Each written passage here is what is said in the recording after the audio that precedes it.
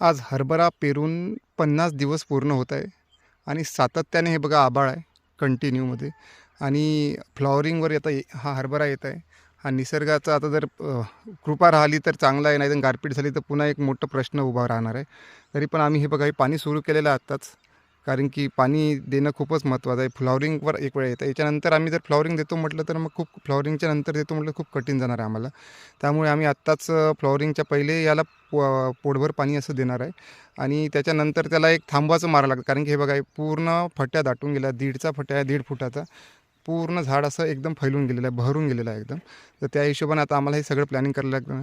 फक्त हा निसर्ग साथ दिला पाहिजे. आज त्याचं खूप जास्त रौद्ररूप दिसणार आहे असं काही दिसत आहे, असं म्हणत आहे त्यांनी, का बा पाणी येणार आहे चांगलं म्हणून, गारपीट होणार आहे म्हणून. तरीही एक वेळा आम्ही पाहतो आता काय होतं तर, आणि त्याच्यानंतर एक टाबोली आणि एक बुरशीनाशक आवश्यक आहे. आता पाणी आल्यानंतर आभाळी वातावरणात अळी पण पडते, ते अळीनाशक पण आम्ही देणार आहोत. तर